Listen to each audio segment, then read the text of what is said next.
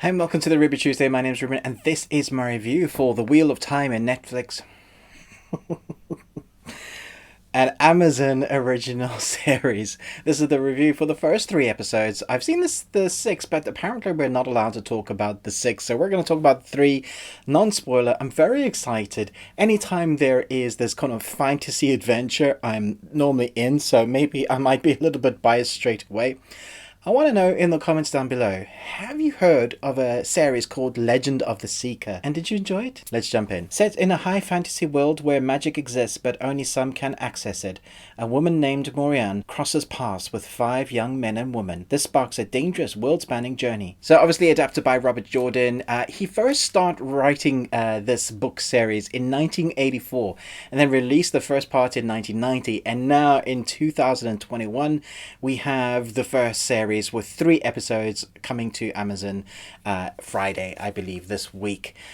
And I was tentatively excited for this, but anytime you get a series or a movie that's adapted from a book, you're going to get two crowds of people. One that have read the books and then get angry at you when you review something because you haven't read the books. I started reading it, didn't have time to it, wanted to, just didn't get there. And then you'll get people that come in afresh and they'll be like, oh, this looks interesting. I love these new way characters. But those two ideas normally clash because they would have changed things from the books to adapt it. Like Harry Potter, like Lord of the Rings, there's massive storylines, even in Harry Potter, that are missed out. So I think it's very hard for fans that are very, very close to the books. There's certain books that I've loved, when I've seen the adapted version of this, and people have still loved it, but I read the book first and gone, no. So I do hope that both crowds will be pleased, because what I saw from these first three episodes honestly are fantastic. Rosamund Pike is our lead magic user here, and when I say magic, this is part of what makes the story brilliant. So many times you will see fantasy series and movies that will use our world terms to equate what's going on in their non-Earth world, which never made sense to me, like a pool table being still a pool table.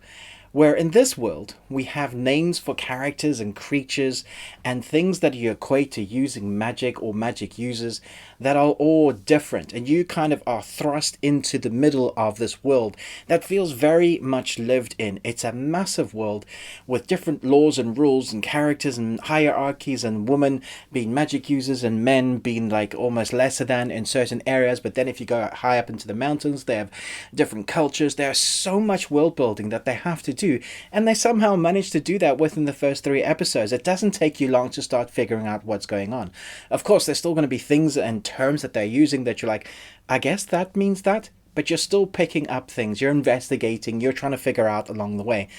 But you don't mind that so much because everything is very exciting. It's very visual. The costumes, the sets are grand. It very much feels like a Witcher or Lord of the Rings series. But I also want to steer away from those stereotypes. Whenever there's a fantasy series, people now mention The Witcher or Lord of the Rings. I just want to put that to the side and say, no, this is its own thing. From the score, which has a kind of Western feel to it, with this melancholy drowsiness. It's like I'm talking about a fine wine, and you sniff it, and this is what you get. But the score evokes a certain feeling that is a mixture of adventure, but also kind of letting you know what's happening at the same time and what's to come.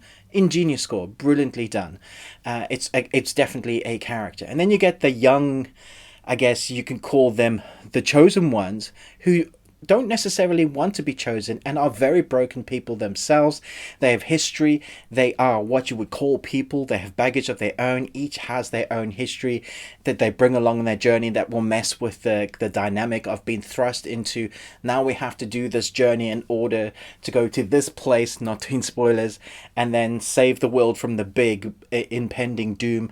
This whole universe has had a thing that has happened before, and to stop that from happening again, we get the Rosamund Pike character, or Rosamund Pike. And I have to say, I loved Rosamund Pike in this. I thought when she's using her powers, the way she does it, It looks fantastic, and with the effects and the CGI is all done expertly. And then we get the monsters, the creature creations, from the single eye users to the Minotaur type creatures, which are trogs, I believe. Orcs in nature in their hordes, but the style of them, it evokes horror. It's big, it's juicy, very wet in their mouths, lots of grossness going on in that area. At the beginning, it might throw you off a bit because you're being thrust into this world and you're like, what the hell is going on?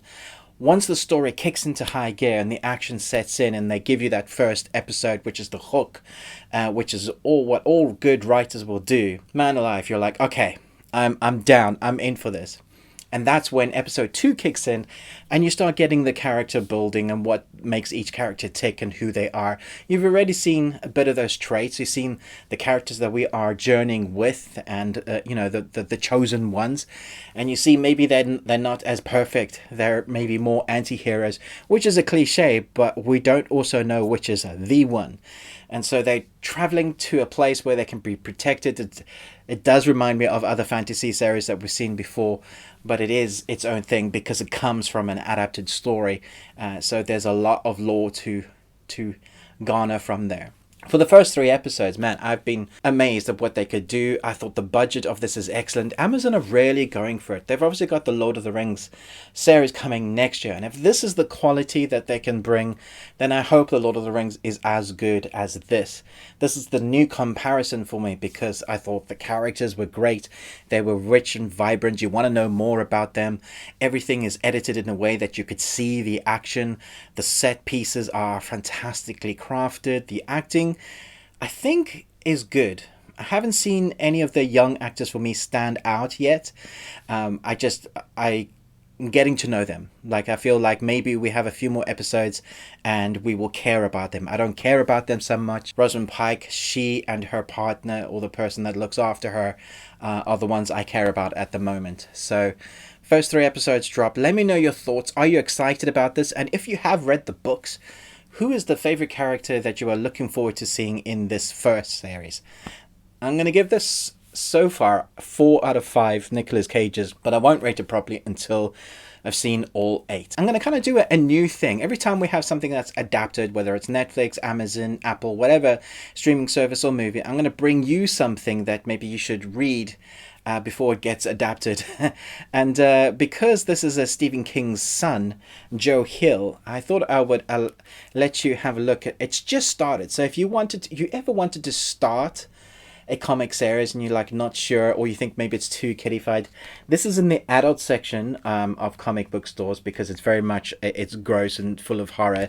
It's called Refrigerator Full of Heads, and Joe Hill, Stephen King's son, has written it. The artwork itself is just brilliant. I'll put it a bit closer that you can have a look.